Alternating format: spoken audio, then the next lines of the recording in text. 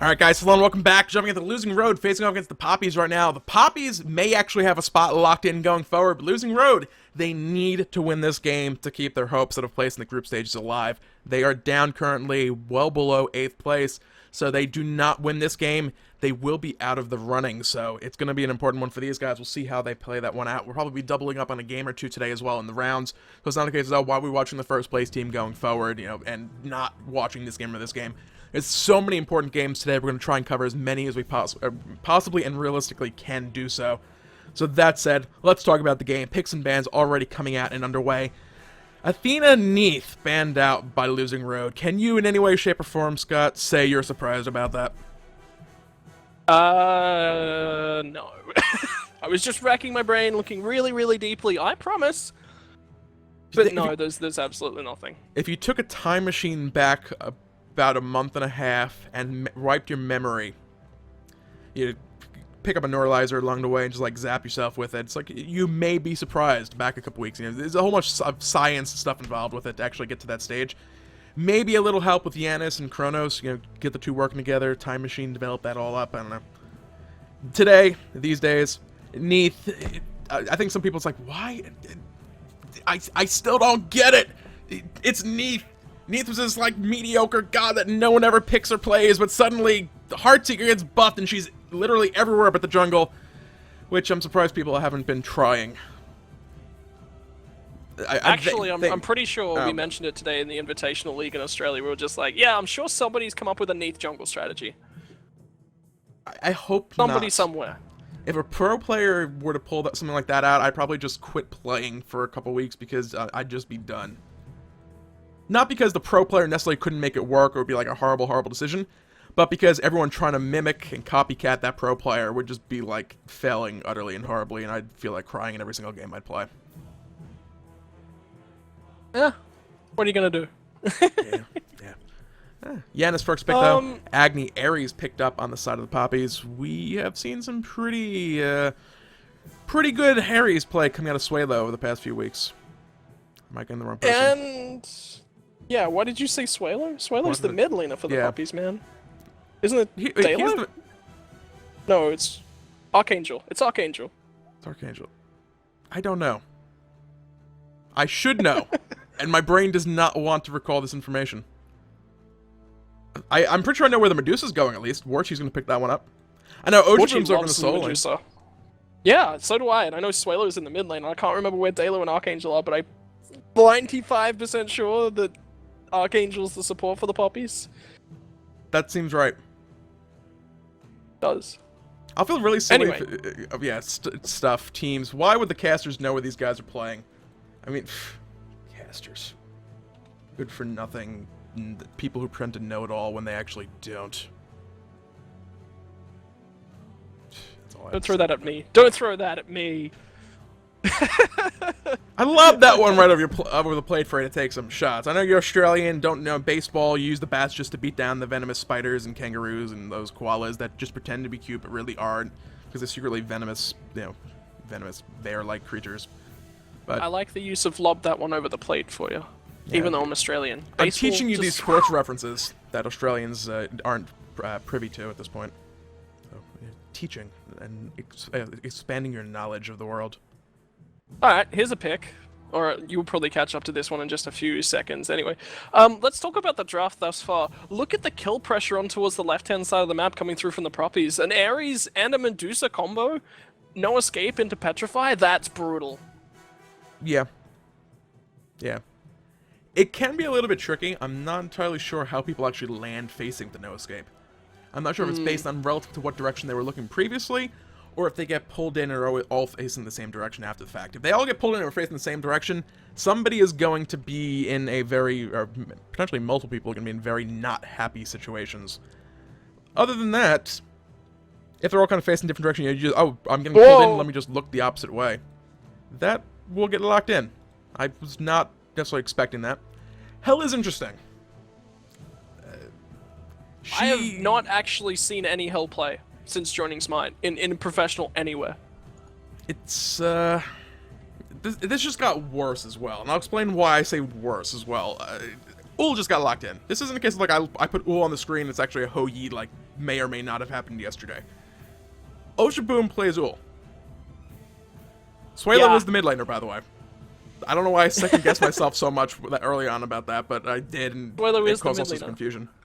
Like, Suelo, I should... No, that doesn't seem right. I usually don't get these things right. Like, I just should go with what... Like, first instincts. For better or worse, I should stick with them occasionally. But how good is Oceanboom's Ullr? We've seen him just go absolutely massive on this god. He single-handedly, with the Ullr, got himself an MVP here a couple weeks ago. Yeah. It's pretty disgusting. Going up against Hel. Hel is pretty squishy. She has to get into... It's not a Chunga situation where she has to go to the center of the wave to clear.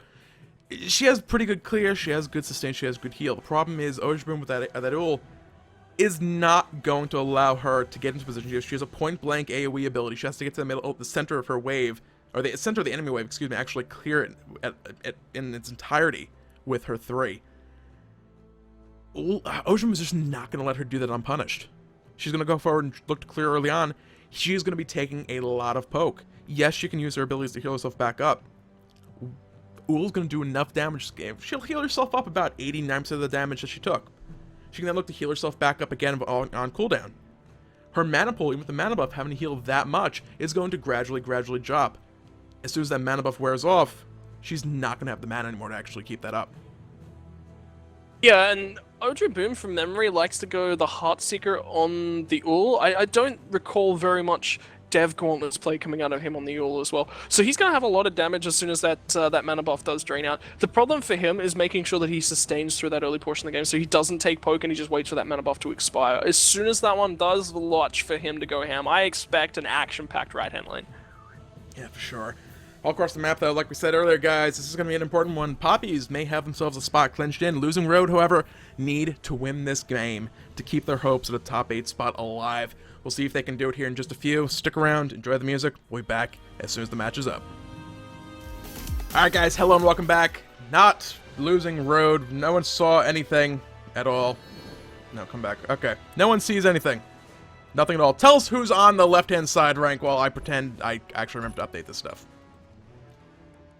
Alright, from the side of Losing Road and the blue health bars, it's going to be Unarity on the Hel in the solo lane. In the jungle, it's going to be Levy QQ playing the Serqet. Barkrek is going to be in the mid lane on the Janus. Shkashka is going to be our Russian Ymir support. Totally fitting that he's on Ymir. And Xbalanque is going to be your duo lane, hunter on the Xbalanque. Invade coming on in. They were able to just barely spot that around the corner immediately. Losing Road going ahead and back off out of the left side of the map.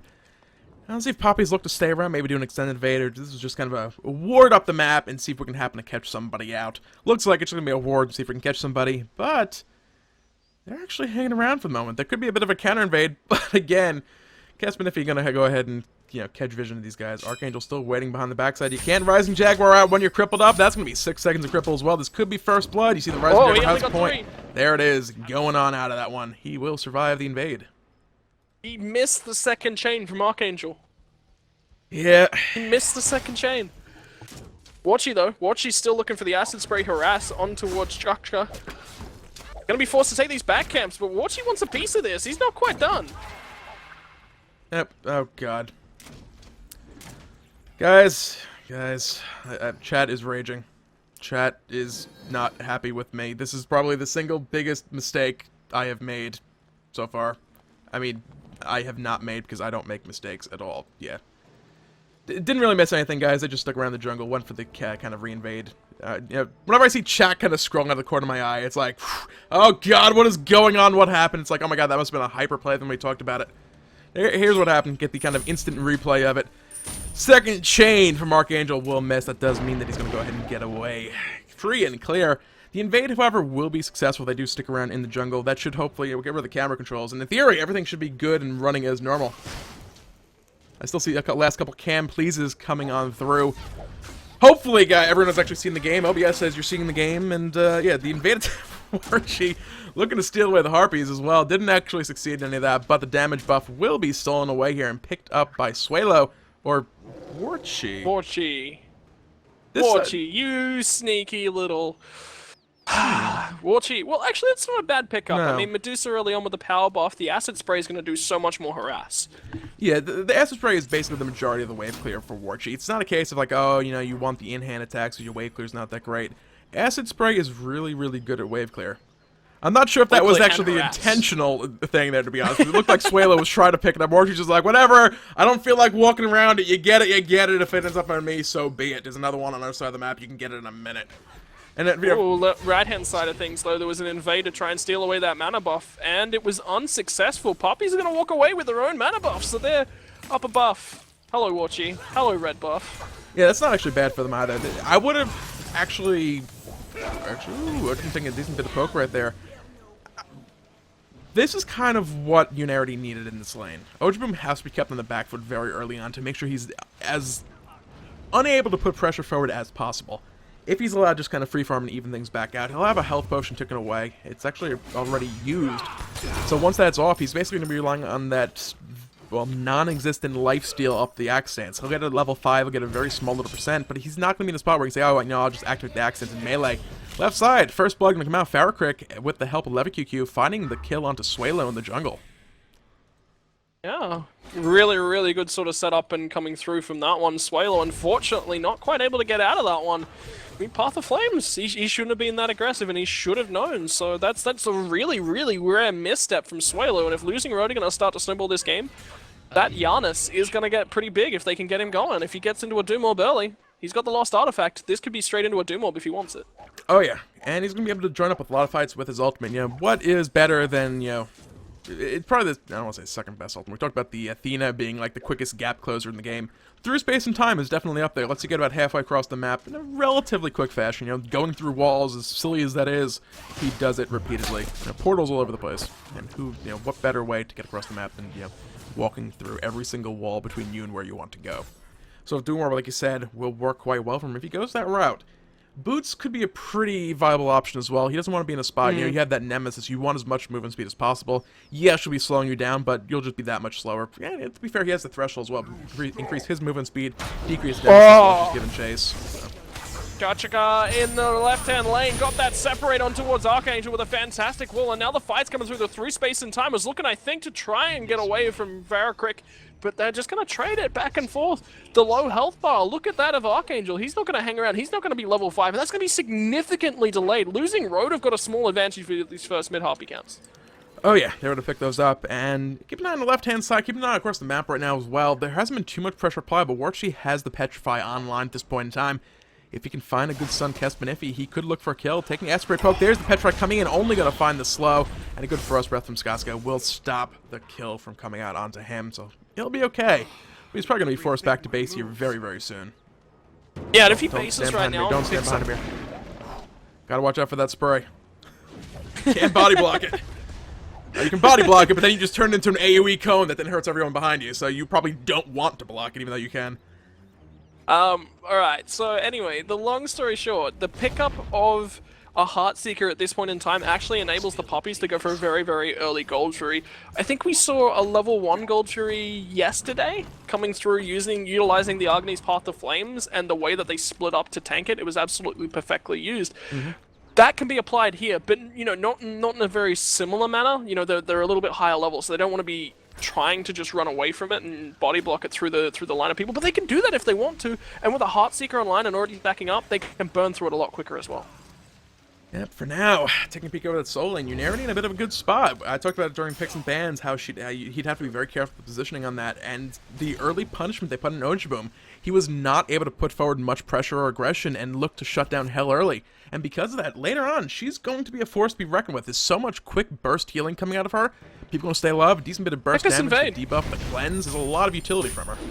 Oh, double stun come through from Suelo on the left-hand side. They're going to freeze at least in the backhand side. Down comes the through space and time from Farrakrick, trying to find what they can. Archangel's been focused out. This is going to go down pretty quickly.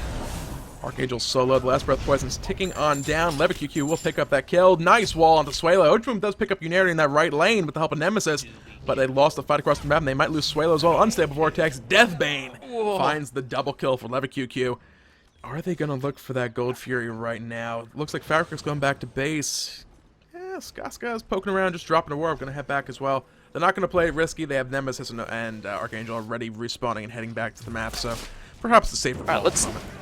Let's go over this Russian name of Chaska. It's Chaska. It's like a... If you've heard me try and speak in general, I can barely speak at the best of times. Never mind you trying to tell me I have to do these noises and things and... I love European tongues. I absolutely love European tongues. It used to be Cheka. I was like not even remotely close, and I feel so bad when I butcher people's names, but my mouth does not like forming these noises and sounds and shapes. So Skaska is like the closest I'm gonna get. Like slam in the middle of it. Those walls from Skaska have been absolutely on point. That's why they're gonna find another kill on the left-hand side of these mid camps, looking for more. Farrakrik won't find another unstable vortex, but that's left-hand side mid camps. And check this rotation from Unity. He's trying to secure the right ones as well. Yeah, just keeping Ojboom at bay for the time being. They have a ward over there. Just kind of keep tabs on anyone sneaking around that corner. Over the wall. Not quite through a wall. It's a little more reasonable from LevaQQ, able to leap over and secure that camp as well. Through space and time, getting fired over. Look at this pick on the Ojboom. We'll have that Glory Bound available in 8 seconds, but it's going to be way too long off. LevaQQ, 4-0-1 on that Serqet. Level 10, highest in the game by a little margin. Is, right now, an absolute monster. How far off is Deathbane right now? Another 1,000 gold. If she goes for that straight Deathbane rush, that's just going to be an insane amount of extra damage coming out of her. It's going to be stupid. Yeah, you're not wrong. Straight Deathbane rush is a stupid amount of damage. I will agree with that statement. Importantly though, from Losing Road's victories so far, they haven't actually taken a gold fury, so they're only up 5-1 kills. They're only up a little bit of gold. It's only that 1k. 2400 XP, so the XP is a large portion of the lead as well. You know, Watchy's not doing too bad over here on the duo lane. He's up 2 levels over both of these guys, but Archangel's down 1, and that's a problem for any Ares player. I just want to point this out. Apparently I got Skaska's name correct. It's Chaska. The guy in chat said I'm right. I love him now forever. I'm going with what he said. I'm never wrong. It's in my contract. We've discussed this in the past. That goes for name stuff as well, apparently now.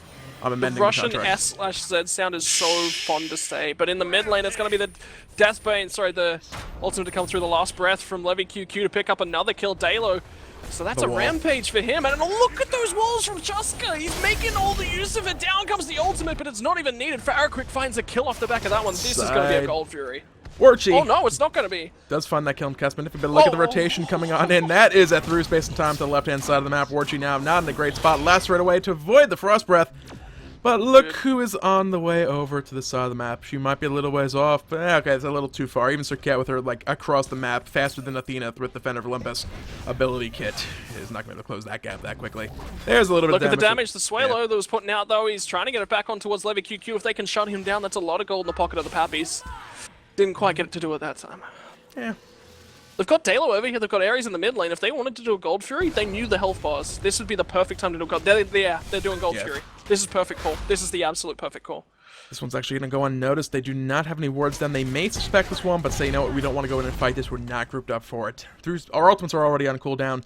That's going to be a nice pickup for the Poppies, evening that gold score back out. They're actually going to push them ahead ever so slightly, but experience is still going to be in favor of Losing Road. They've been playing this one really, really well so far. You know, I've watched these guys, I've cast these guys many times in the past. If you ask me, like, who do some of these players play, Kespanifi would have been a flat-out he plays Freya. So Xbalanque coming out, not just stuck on Freya anymore. Freya, arguably, he's having a little bit of a rough time in laning against Warchi, though. You look at the numbers on the board right now, level 8 to level 11.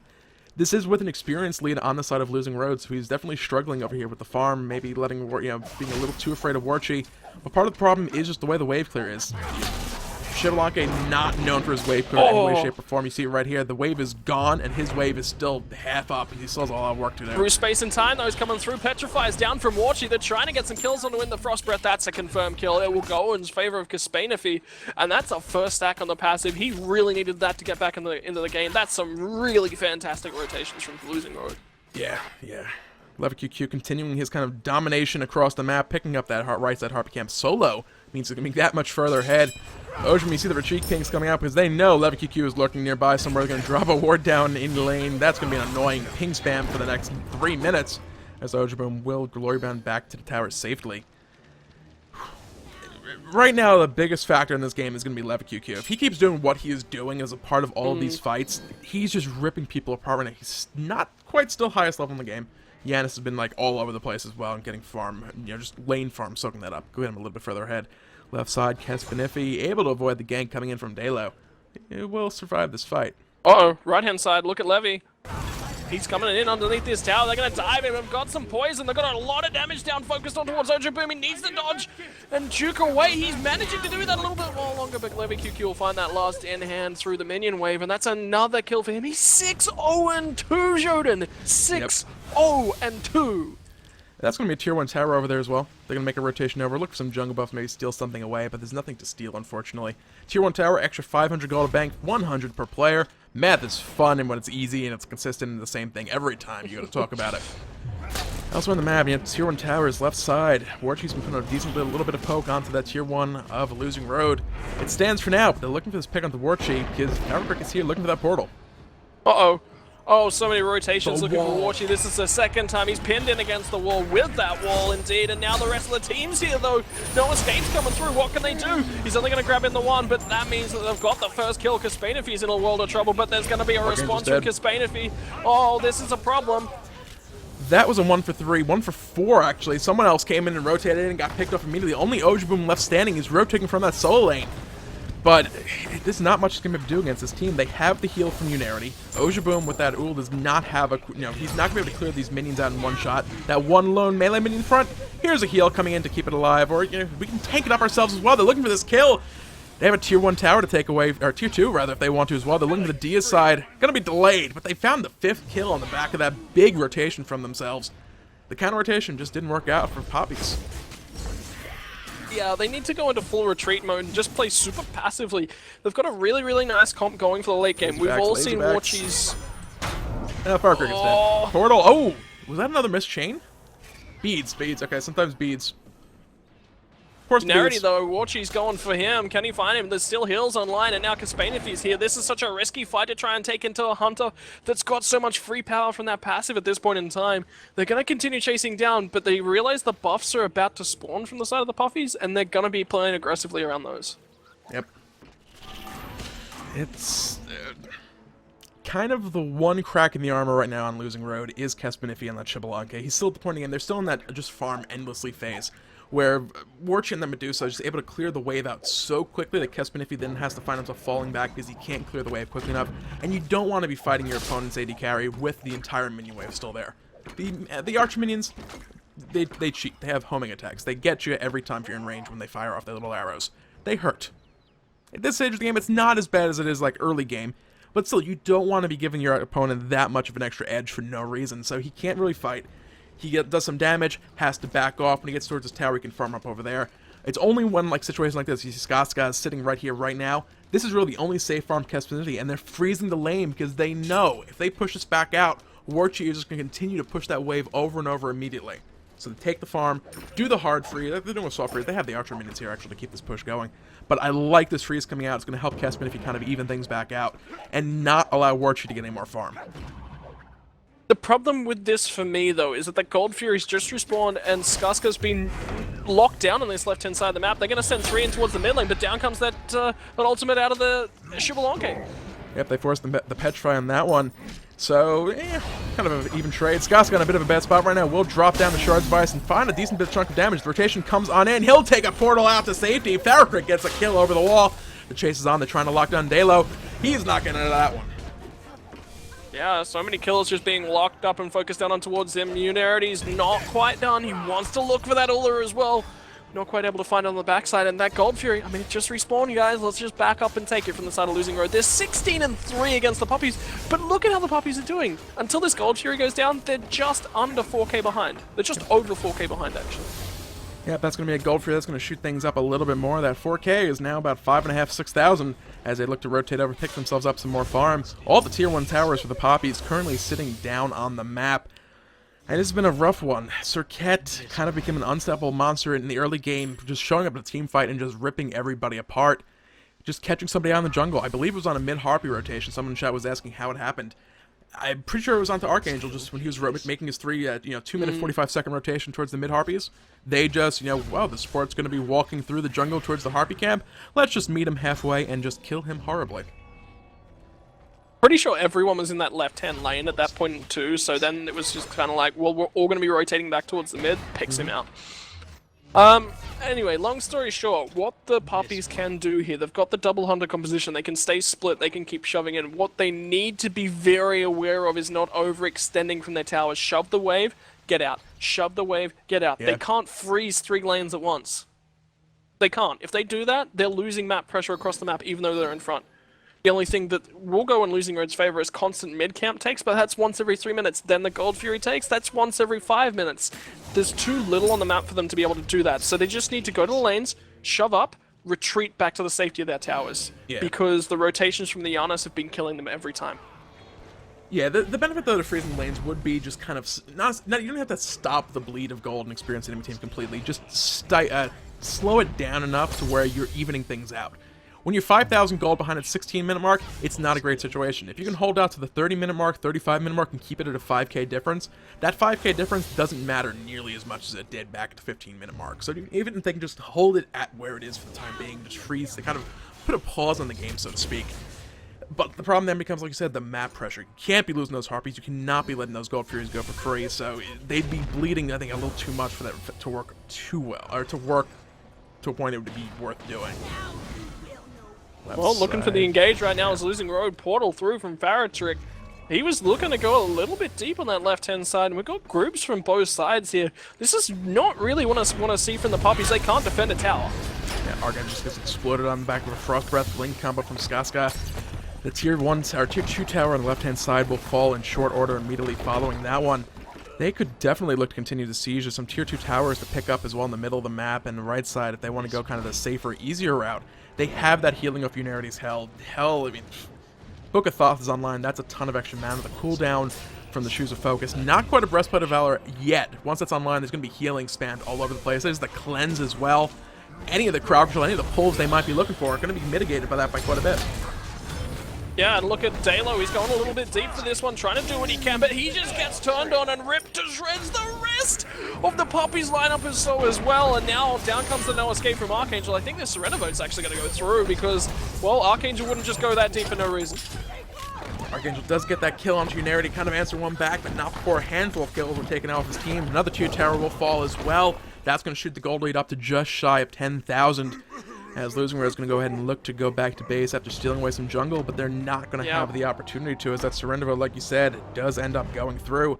Losing Road, below the current top 8 spots, going to take out first seed or tied for first seed. Nevertheless, top of the bracket as far as seeding is concerned right now, Papis, to keep their hopes at week 6 alive.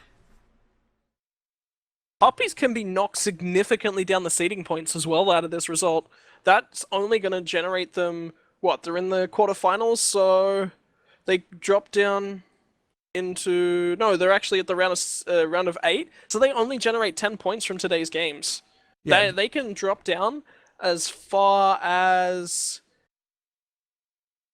5th. That's a huge ranking drop because then that may not see them in the group that they really, really want to be in. Yeah, definitely. It's going to be I don't want to say an issue for them, but it'll definitely be a little bit of a thought on their mind for sure.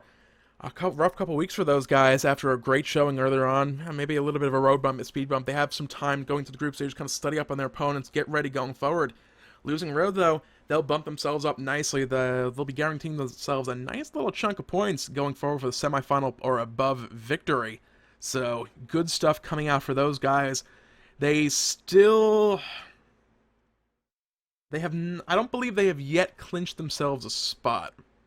I think a third place will clinch themselves a third place will clinch themselves a top 8 spot. A 4th place finish will kind of be relative to how other teams exactly finish on the bracket. It'll still be up for grabs. Kind of there's like 1 or 2 situations where they won't make it in based on how people finish. But that said, this is a game they very much needed. This will keep their hopes alive going into week 6. They're still in this one.